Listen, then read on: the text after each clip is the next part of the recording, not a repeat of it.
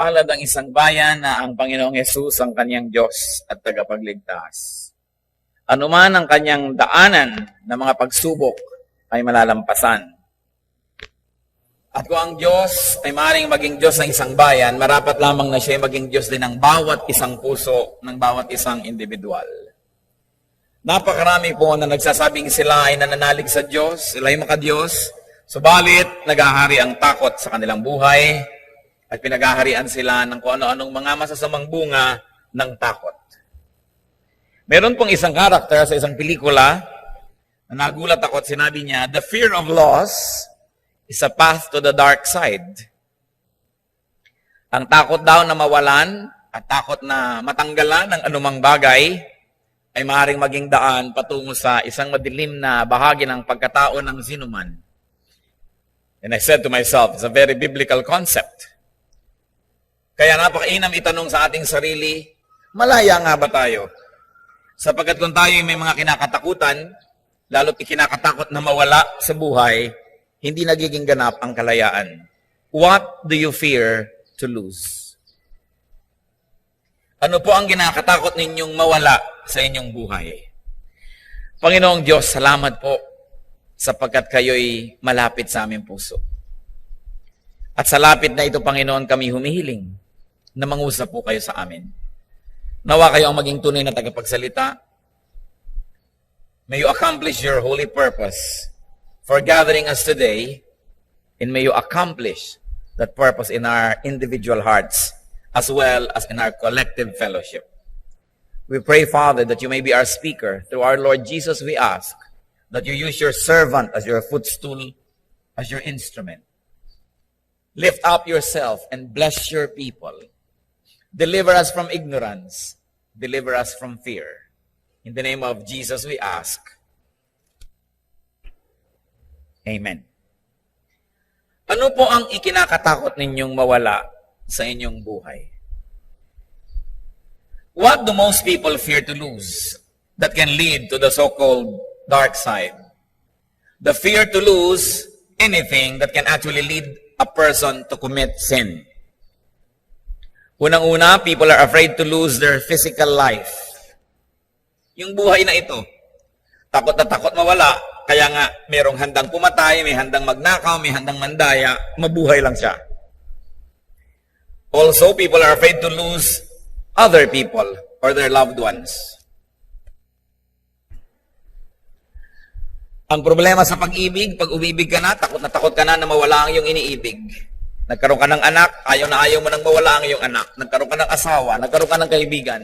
We are afraid to lose our loved ones. People are also afraid to lose material possessions. Kaya mga kotse ay may mga alarm, ang mga manibela ay nilalak para huwag manakaw. Ang bahay nilalagyan ng mga bakod, gate, alarm. Ang mga bag may lock. Dahil takot na takot tayong mawala ang ating material possessions, especially money. People are afraid to lose their means of production that brings them the material possessions. So people are afraid to lose their jobs, land or capital, influence or power that brings money or material things. People are afraid to lose power. That's why there are people who taste being powerful and never want to give it up no matter what. Pag nakatikim ng konting kapangyarihan ay nahihibang, nalalasing, at nagiging addicted to power.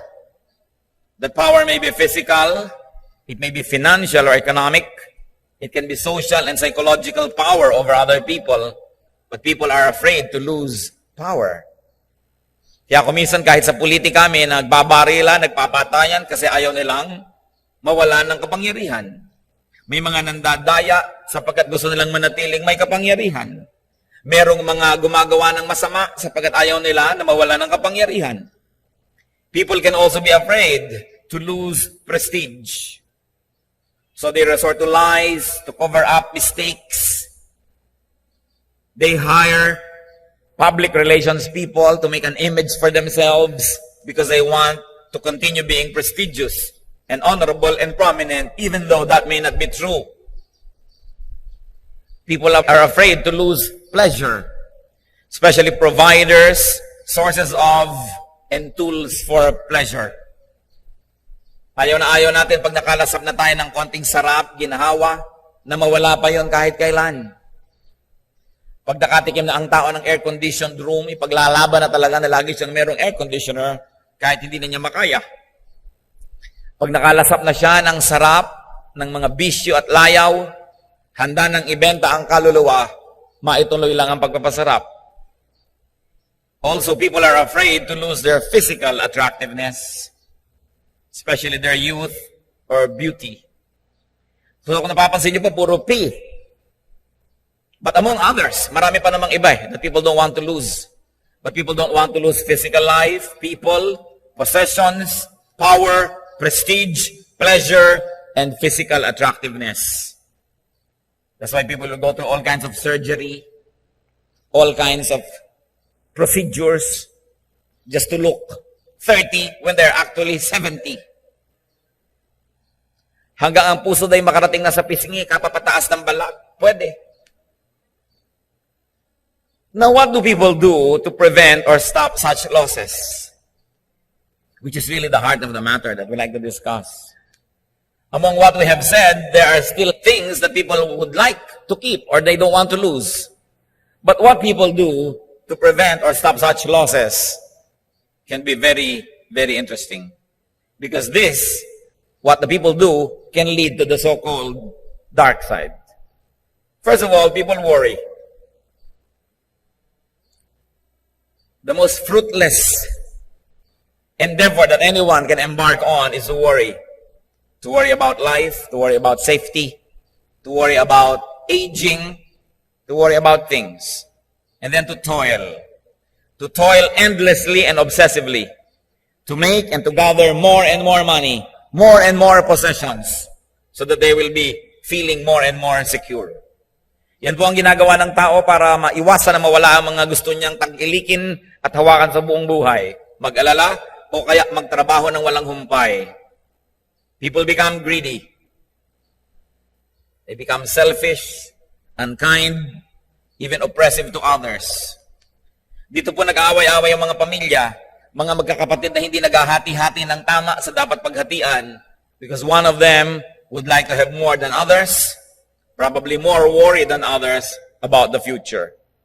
People become self-seeking, self-promoting. People become vain. Also, people destroy themselves. And in the process, they can also destroy others. Marami tayong nababalitaan na sa pagtatangka na magpa-opera para gumanda na mamatay sa operating table. Nagkakaroon ng mga complications. Sa pagpapabanat ng muka, hindi na makabahing o makatawa kasi mapipilas ang muka. Nakakatawa sa biglang tingin, pero nakakaawan mo po yung nakaganon lang. Tawang-tawa na ako, tumigil ka. Hindi ako makatawa. Mapipilas ang mukha ko. You know, the pathetic things that happen to people just because they like to remain young-looking. When even the creases on our skin and our face can become trophies and evidences of a life well-lived. People destroy themselves and others, especially when people become jealous. Because when you don't want to lose something, you become jealous. Now, what does the Bible say and teach us concerning such obsessions and fears? Salamat na lang at ang Biblia ay maraming sinabi tungkol sa mga bagay na ito na hindi natin kailangan maligaw sa pag-iisip at pagbubulay-bulay sa ganitong mga pandarayan ng sanlibutan. First of all, the Bible teaches us, do not love this world too much.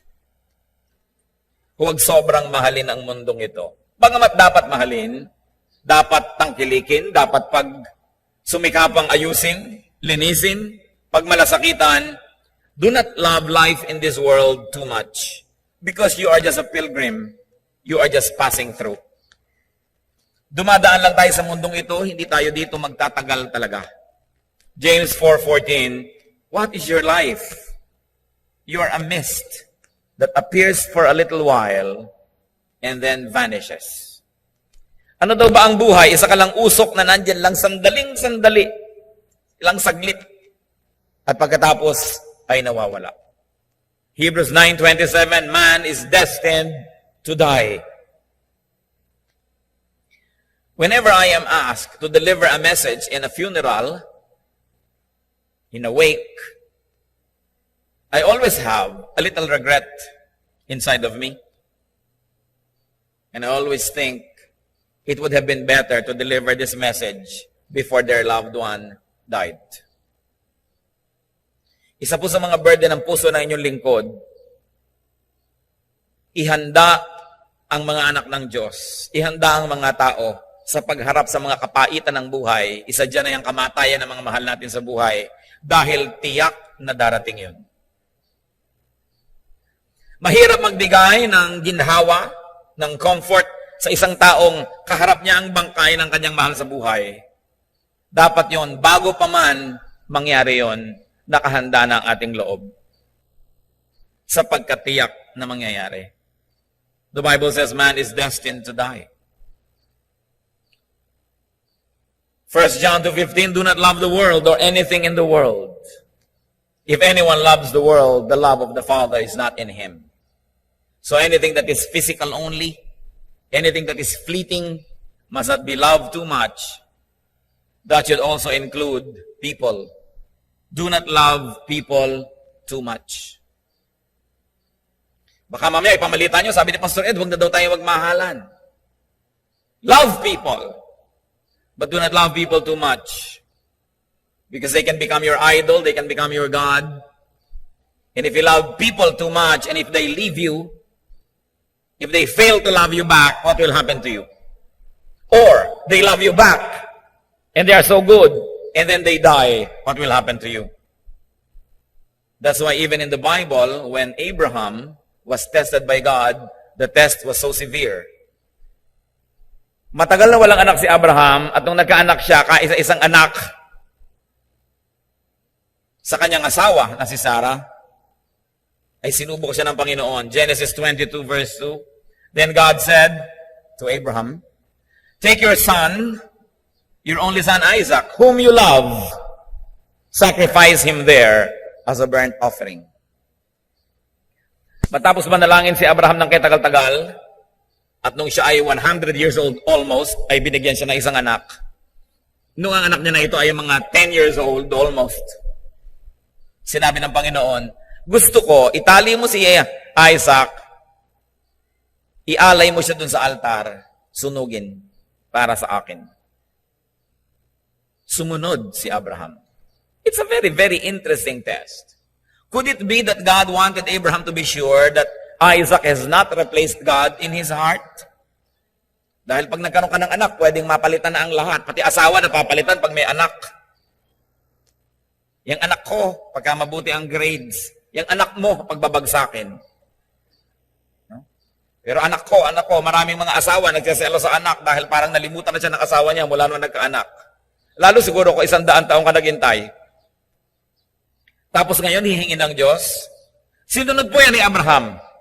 At to make a long story short, when they were already on top of that mountain and he bound this little boy and he was about to slay him, to offer him, an angel of the Lord stopped him. At sabi sa kanya sa Genesis 22:12, do not lay a hand on the boy, he said. Do not do anything to him. Now I know that you fear God because you have not withheld from me your son, your only son. Gaano po karami sa atin ang babagsak sa ganitong uri ng pagsubok? Ipagpapalit ang Diyos, ipagpapalit ang pananalig dahil lang sa pag-ibig sa kapwa-tao. Kung minsan hindi pa nga anak, girlfriend pa lang, boyfriend, nahikayat na lumayo sa Diyos. Matthew 10:37, from the mouth of the Lord Jesus, anyone who loves his father or mother more than me is not worthy of me. Anyone who loves his son or daughter more than me is not worthy of me. As I have said before, I have had struggles about these ideas that God wants to be always number one. But the Lord, over time, made me realize that it is out of His goodness that He wants to be our first love. Because anything or anyone that we love can be the source of our pain and sorrow, especially when that anything or anyone is taken away. But because God is eternal and God does not leave us nor forsake us, and that God is never unfaithful, then God wants to be our first love, because when God is our first love, our heart is secure. Hindi pala pagiging makasarili niya yon. Para tayo mga magulang ngayon, kung pwede na lang na, anak, huwag ka nang umibig dyan kay bigote. Tayo na lang na pamilya ang magmahalan, kasi parang nakikinig akong dudurugin niya ang iyong puso. Kaya pala gano'n ang magulang. Dahil gusto mo ipagtanggol ang iyong anak mula sa mga hirap at sakit na maaring dalhin sa kanya ng pag-ibig sa kapwa-tao lamang. Kaya napakahalaga na ang Diyos ay unahin. The way we love people, and even the intensity with which we love them, is only a habit. You love people so much because you have decided one time in your life that you're going to give your all and that you're going to love this person so much. But you can decide to love God the most and then love other people next. So that when these people come or go, you will be affected but not shaken. You may feel some sadness, but you are not going to be broken. Because your number one is the Lord who never leaves you nor forsakes you. Kaya sabi sa Deuteronomy 6:5, love the Lord your God with all your heart and with all your soul and with all your strength. Huminsan po pag may mga namatayan o kaya may sakit ang kanilang mga mahal sa buhay, tapos lalapit sa akin yung mga tao, halos madurog ang puso ko sa awa sa kanila dahil parang guguho ang mundo nila pag nawala ito o dahil nawala ito. Ibig-ibig ko lang sabihin, kasi naman minahal mong sobra. Minahal mo dapat, pero hindi higit sa pag-ibig mo sa Diyos.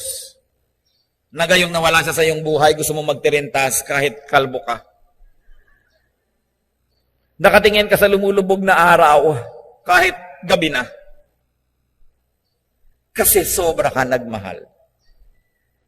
Gaano karaming mga magulang ang napakaganda ng paninindigan sa buhay na nasira lahat dahil sa pag-ibig sa anak.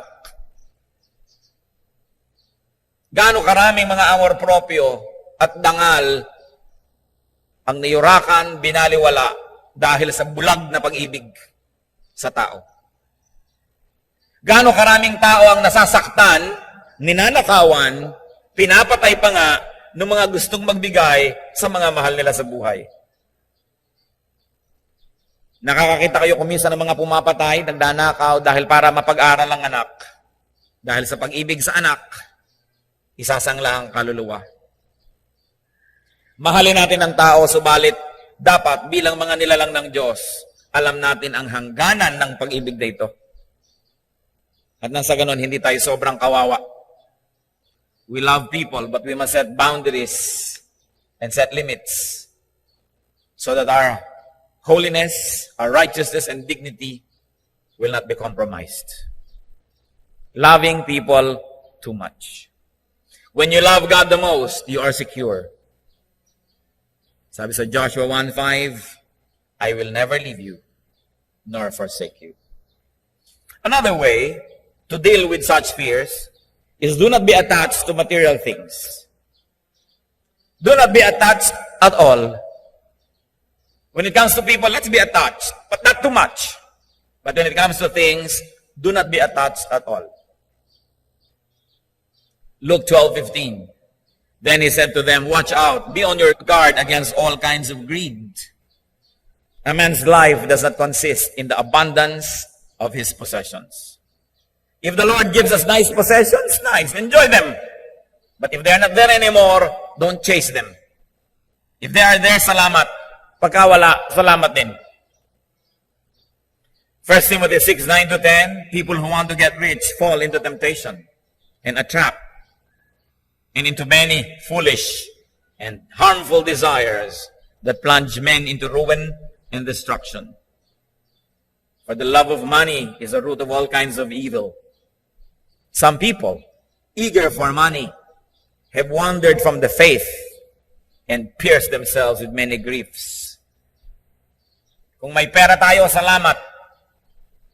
Yuyuko ng kaunti, magtatrabaho para magkaroon yan, pero hindi tayo lumalampas sa mga hangganan na itinakda ng Diyos para lang magkaroon. Hindi tayo nakikipagsira sa ating mga kapatid. Hindi tayo nakikipag-away sa ating magulang. Hindi tayo nakikipag-away sa ating mga esposo at esposa dahil lang sa material things. Don't be attached at all. Practice detachment. Practice independence. When you love a certain pillow too much, try sleeping some nights using other pillows. Because you're going to be too used to that. And it will become your idol that you cannot go anywhere anymore without it. That's why it is important to go on retreats, to go on camps, so that we can go back to being Spartan, so we can declare independence from the comfortable things we get used to. Because if you begin to love the things that give you comfort, you will become their slave. Hindi dapat kasanayan. That's why it is important to learn to be contented. I never said, learn to be dreamless or goalless, but learn to be contented. When you do your best within what God allows, then enjoy the fruits of your effort. But never stoop too much, too low for anything. Philippians 4:11 and 13, Paul says, I have learned to be content whatever the circumstances. Why? Because I can do everything through Him who gives me strength. Ang lahat ay nagagawa sa tulong ng Diyos. Ang lahat ng kulang ay nalalampas at napupunan. Ang lahat ng hina ay napapalakas sapagkat may Diyos tayo sa ating puso. Another way that we can avoid being slaves of these things, do not seek and love power, especially power over people. History is replete with men and women who have had nearly absolute power. But how did they end their earthly lives? Sa kabila ng pagbubunyi, pagsunod, halos pagsamba ng mga tao sa kanila, anong uri ng wakas ang kanilang hinantungan? Kaya sabi sa 1 Peter 5:3, huwag tayong magnasa na maging Panginoon ng ating kapwa. Because power over other people corrupts. And as they say, well, power corrupts, absolute power corrupts absolutely. It's always good to have checks and balances. What happens to people when they can do nearly everything they want to do? They self-destruct. Look at how the Roman Empire destroyed itself because of its excesses.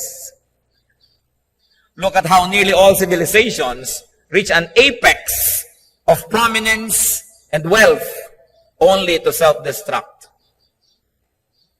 Poverty can purify the soul more than wealth can do. That's why even the lack of many things can become a blessing. Look what happens to people without taste that have money. They can only afford bad taste. It's terrible. Kaya dapat po ay nakikita natin, ano nga ba ang kailangan ko sa buhay? Magi ang mga anghel na nagrebelyon, they were corrupted because they were beautiful. Even Lucifer was corrupted because he was brilliant. Power corrupts. Ezekiel 28:17, you corrupted your wisdom because of your splendor. Mahirap harapin ang karukhaan, subalit sa maraming tao, mga kapatid, mas mahirap harapin ang karangyaan. Maraming nakakaya na humarap sa hirap, pero maraming tao, hindi nila nakakaya na maging mayaman o makapangyarihan. Sila'y winawasak nito. Seek spiritual power to control oneself, to subdue oneself. Kung meron tayong kailangang supilin, hindi ibang tao, kundi ang sarili natin. Romans 7:18-19, I have the desire to do what is good, but I cannot carry it out. For what I do is not the good I want to do. No, the evil I do not want to do, this I keep on doing. And you think some criminal is speaking here, but this is Paul who was saying it. Sabi niya, gusto kong bumait, pero di ko magawa. Gusto kong gawin ang tama, pero ang nakikita kong nagagawa ko lagi, yung ayaw kong gawin na mali, yun ang nagagawa ko. Kaya kailangan natin supilin ang sarili. Romans 7:24-25, his conclusion, What a wretched man I am. Who will rescue me from this body of death? Thanks be to God through Jesus Christ our Lord. Because through Christ, we can be successful. We can overcome. Kaya sabi, I can do all things through Christ who gives me strength. And the gift, the fruit of the Holy Spirit, Galatians 5:23, among others, points to self-control. A person who can control himself by the grace of God is a person that can shape his destiny. Self-control is important. Kaya ang sabi ni Paul sa 1 Corinthians 9:27, I beat my body and make it my slave. Can you imagine making your body your slave? Pag sinabi mo sa body mo, hindi, masama yan, susunod siya. Itong gawin mong mabuti, susunod siya. Gaano karami po sa mga tao ang alipin ng kanilang katawan na ang totoo, yung katawan nila ang amo. Sabi ng katawan, huwag ka mo nang gigising, masarap ang mahiga. Sabi ng katawan, sundin mo ang sexing yan, sundan mo siya at siya ay yung dapat na maangkin. Sunod ka naman. Sabi ng mata mo, sundan mo, sunod naman ng mata mo. Sabi ng paa mo, tumayo ka, habulin mo, habol ka naman. Sabi ng sikmura mo, masarap lahat yung nasa hapagkainan. Kahit marami pa sa likod mo sa pila, sa buffet na ito, kunin mo lahat. Kaya santambak yung nasa plato mong ganyan. Sinusunod mo yung katawan. Sabi niya, I beat my body and make it my slave. Because this body becomes the entry point to the dark side, so to speak. Do not seek and do not love prestige, prominence. To be well known is a horrible burden. Look at many people in the show business. They do everything to be known. And once they are known, they hide behind large, dark glasses. They pay so much for privacy because they know that to be known is a burden. Yung po mga gustong sumikat, hindi nyo palang alam ang bigat na dalhin ng pagiging kilala. Luke 20:46, the Lord speaking here, beware of the teachers of the law. They like to walk around in flowing robes and love to be greeted in the marketplaces and have the most important seats in the synagogues and the places of honor at banquets. Sabi, huwag niyo silang tutularan. Gusto nilang laging bida, laging sikat. Hindi ganyan ang dapat mangyari sa isang tao. And of course, do not be obsessed with pleasure. Huwag laging magharap ng sarap. Do not seek and do not love pleasure. Yun pong kwento tungkol doon sa maraming iba't ibang uri ng buto. May tumubo, may hindi. May tumubo pero hindi lumago. Luke 8:14. The seed that fell among the thorns stand for those who hear, but as they go on their way, they are choked by life's worries, riches, and pleasures, and they do not mature. The goal of going to church, the goal of Christian life after being saved through faith in the Lord Jesus is to grow and mature and to be like Christ. But many people do not mature because they love pleasure, not discipline. Sinasabi ko lagi, para po mag-mature, dapat may ministry ang isang tao. Pero iba, ay naku, mahirap yan. May mga meeting, may demand sa oras mo, makakabawas sa yung free time, sa yung sariling kagustuhan. So wag na lang. So they end up not maturing at all. Do not be obsessed with pleasure. Pleasure is ephemeral. It is fleeting. Tulad nyo, paypayan kayo ng paypayan, ba't ayaw niyang tumigil?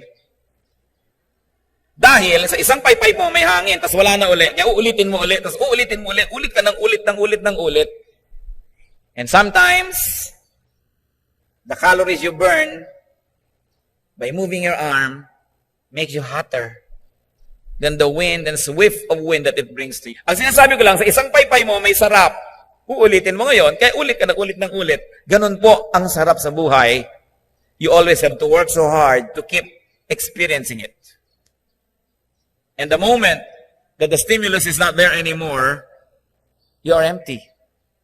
Just like people who find comfort and happiness in watching, let's say, CDs and videos. So when the names are there, scrolling up the screen, and the show is ending, what do? Pop in another disc into your machine because you're empty and alone again. Because the things that we depend on for entertainment, for happiness, never last.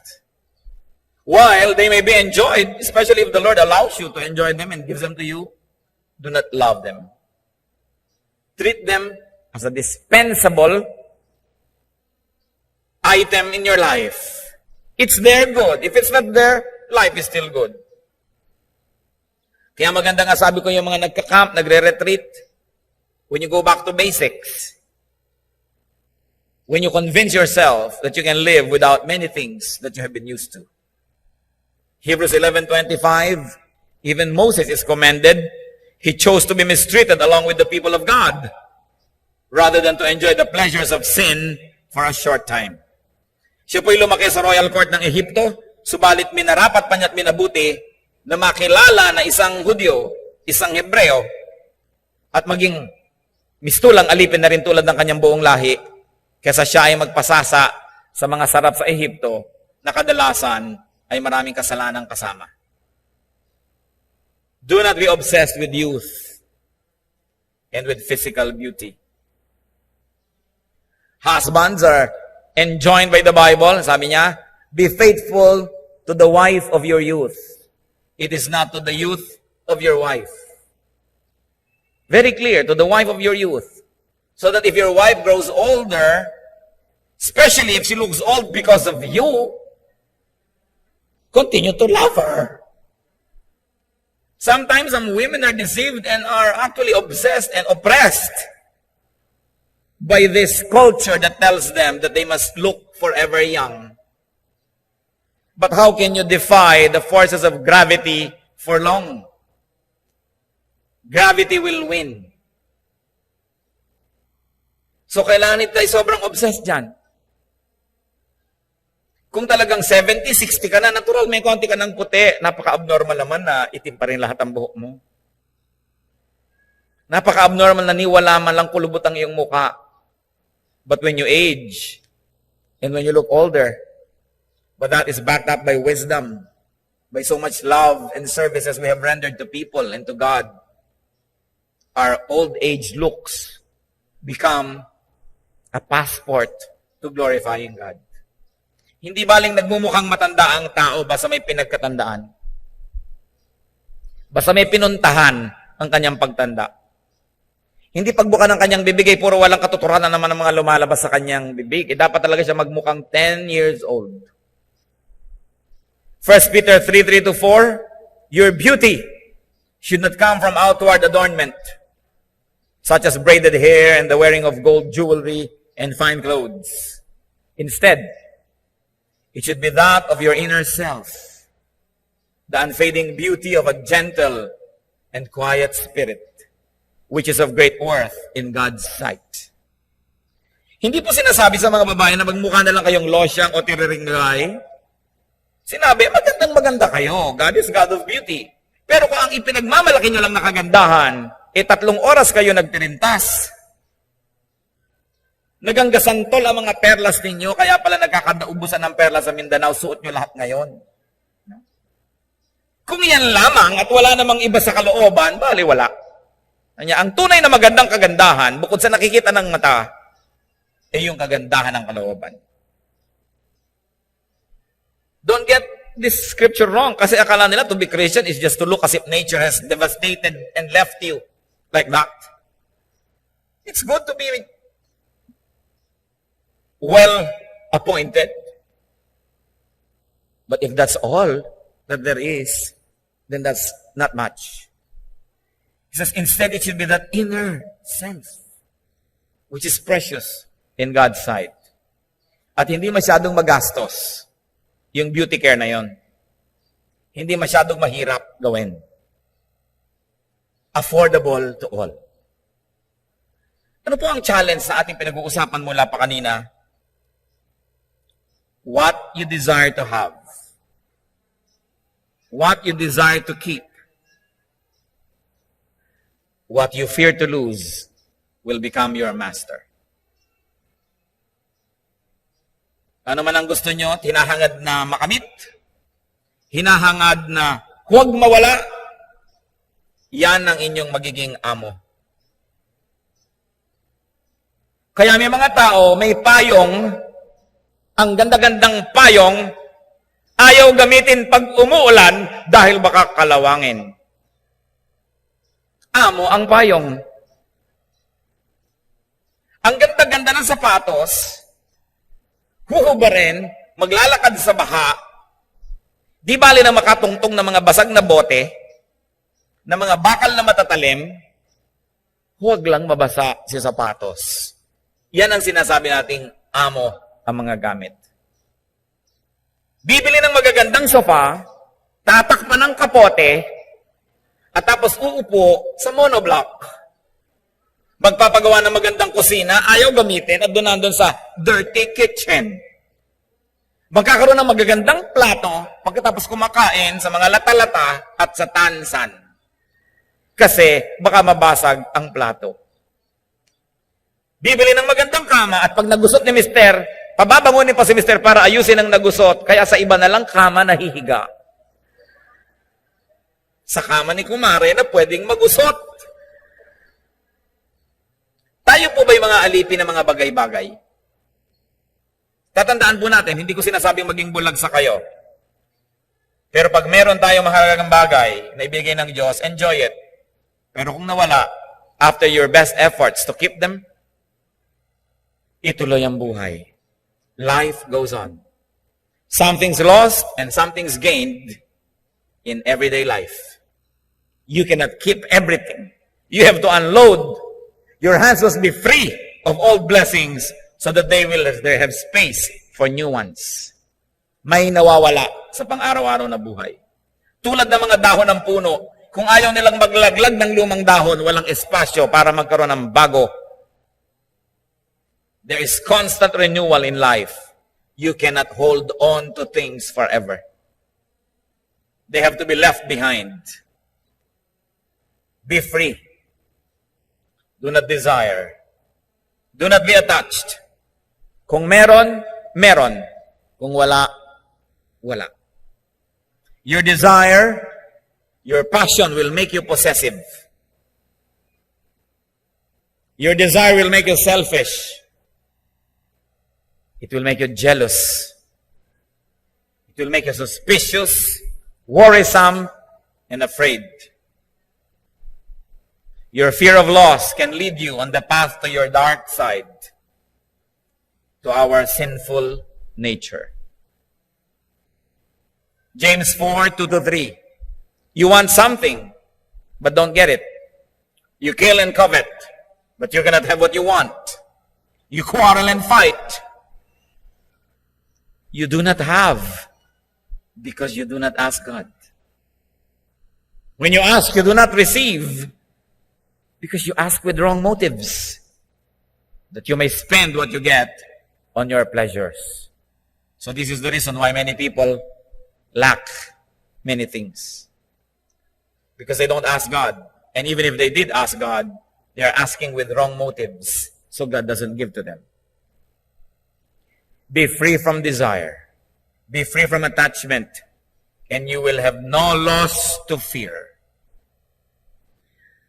Gaano tayo magiging kalaya, mga kapatid, kung hindi tayo natatakot mawalan? Lalaya ka. Magsusuot ka ng magandang alahas, tapos sapo-sapo mo, may kasalubong ka dahil baka agawin. Magsuot ka na lang ng mga Tupperware, pwede na. Agawin man nila, hindi bale. Huwag lang yung lamang siniguelas. Magpapagawa ka na kay ganda-gandang bahay, tapos kayong mag-anak, hindi na makalabas ng sabay-sabay dahil kailangan may magbantay parate. Why are you inventing a master? Why are you creating an amo in your life? Tsaka yung tao, bantay ka ng bantay. Mga misis, ayaw kayong uwiin, hayaan nyo. Uubos ka ng pera para sundan siya ng sundan, nasakay mo na lahat ng taxi hanggang Manawag Pangasinan, kasunod ka. Nawalan ka na ng asawa, nawalan ka pa ng personal na buhay. Bakit mo ba pinipilit sumiksik sa'yo yung ayaw? After you have done what you could, kung ayaw niya, you both lose, but he loses more. Do not be the satellite of anybody, even if this was your spouse. Lahat na ng mga gagawin mo, lumalakad ka ng paluhod para ka lang balikan. Sa palagay mo ba sa iyong pagmamakaawa na balikan ka, pag binalikan ka nga, igagalang ka pa? Binalikan ka nga, pero alila ka na lang, lagi ka na lang sinisigaw-sigawan. Di wag na lang. Kasi sobrang ibinigay ang puso. Pastor, kasi po nahulog ang loob ko. Bakit ba nahulog ang loob mo? Araw-arawin po ba naman akong bigyan ng chiclet? Noong ikalimang araw, talagang love na love ka na siya. Ganda naman talaga yung pagpapaibig. Bibigyan ka lang ng chiclet ng 5 araw na sunod-sunod, in love ka na. Sa susunod, ibinibigay mo na sa kanyang hikaw mo. Yang kasi sobrang emosyonal. Sobrang romantic. Kawawa. Hahabol-habol. Kailangan ng tao merong sariling kahulugan ng buhay niya, whether or not there are other people around. Do not build your world around one person. Because if this person leaves you, your whole world will crumble. Do your marital duties. Be loving, be nice, be kind. But love God above all. Kawawa ang mga tao na ang number 1 sa buhay ay tao lamang. Kawawa. Hindi ko naman masabi yan doon sa mga humahagulgol sa harap ko. Ikaw kasi sobra ka naman na in love eh. Ayang katuloy. Dahil hindi ka mauunawaan, akala kontrabida ka. Paano mahilig manood ng mga telenovelang puro pag-ibig? Mahilig magpatugtog ng mga love song na naman. Sobra tuloy na obsessed with romance. And then we are not able to develop our loving relationship with God. So be free from desire and detachment, and you will have no loss to fear. What is the answer to enslaving desire? Matthew 4:8-11 gives us a glimpse into a possible answer. Again, the devil took him, meaning the Lord Jesus, to a very high mountain and showed him all the kingdoms of the world and their splendor. All this I will give you, he said, if you will bow down and worship me. Ang kapal naman ng dyablo. Sabi kay Jesus, ibibigay ko sa iyo ito lahat kung ikaw ay yuyuko sa akin at sasambahin mo ako. Jesus said to him, away from me, Satan. For it is written, worship the Lord your God and serve him only. Then the devil left him, and angels came and attended him. What is the way to be free, brothers and sisters? Worship God. Don't worship men, people, women. Don't worship your loved ones. Don't worship things. Don't even worship ideals and isms. Worship God, and you will be free. And in that sentence also, dalawa lang yan, subject and predicate, dalawang words. Worship God, meaning you worship God. You don't just treat God any way you want, but worship God. Because when you truly worship God, there will be not enough space for other idols, for other things that can become the entry point for your sorrow.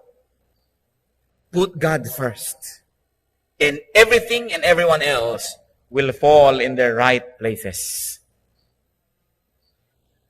Huwag sobrang ibigin ang mundong ito. Kawawa kayo.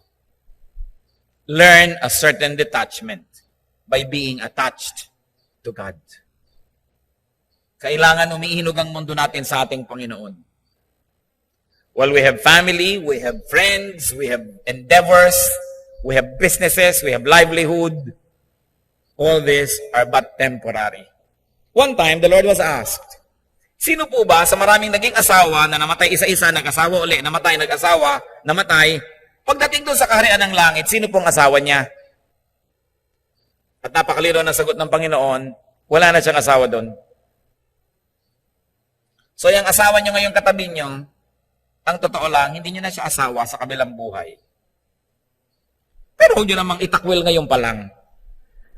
Mahalin. Pero huwag payagan ng sino man na maging Diyos ng ating buhay. Let's do our human duties, but let's not forget our relationship with God. Be free in Jesus. Sa inyo, paano ko gagawin yan? Kaya ko ba yan? Philippians 3:8. What is more? I consider everything a loss compared to the surpassing greatness of knowing Christ Jesus my Lord, for whose sake I have lost all things. I consider them rubbish, that I may gain Christ. What do you love to have? What do you love to keep? What do you fear to lose? Beware of that which you love too much. Sabi din ng character sa movie na ito, and I like to quote because it is great biblical truth. Attachment leads to jealousy. Train yourself to let go of everything you fear to lose. And if I may add, you will be free. You will be free in Jesus because the truth sets free. Heavenly Father, we thank you for who you are. That you can be our number one. You can be our everything. Palayain mo kami, Panginoon, sa sobrang pagkakasangkot sa tao at sa mundo, na kumisay nalalampasan pa ang aming relasyon sa inyo. Ihanda mo kami sa lahat ng maaaring mangyari at mawala sa aming buhay. Basta't kayo, Panginoon, ay naroon at hindi nawawala, natitiyak namin na kaya naming lampasan ng anumang bagay. Because we can do all things through you who give us strength. Mga kapatid, tayo yumuko sa namandalit tumanahimik at magbulay-bulay. Do you have an Isaac in your life? Meron ba kaya na tao o bagay na maaaring nalilito na tayo na yun ang number one sa buhay natin? Hiningi tuloy ng Diyos para lang mapatunayan na hindi nga totoo yun. Who or what could be your Isaac? May we be like Abraham, who passed the test because he was willing to obey God, even it could have meant losing his son. Mahirap gawin, mahirap sundin, pero mas mahirap hindi gawin at mas mahirap hindi sundin. Because when God is with us, we can accomplish anything. Dear Lord, teach us. Let us see ourselves through the mirror which is your word. Turuan mo kaming ibigin kayo higit sa lahat, higit kanino man. Turuan mo kami, Panginoon, na huwag sumamba sa mga bagay na nagpapasama ng aming ugali, nagpapapangit sa mga relasyon namin sa kapwa, lalo sa inyo. Set us free, O God. We want to be free to give you number one place in our hearts.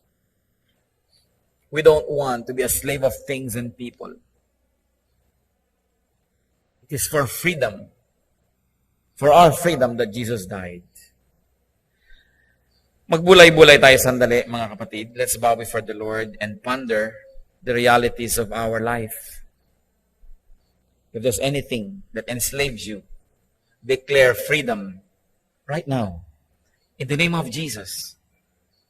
I am not asking you to be less human than God intended us to be, but only to be correctly humane. And not to forget the Spirit of God that is in our hearts, that is the eternal part of who we are. Be alone with God for a while, and let the Spirit finish this message and lead us to practical applications in our daily life.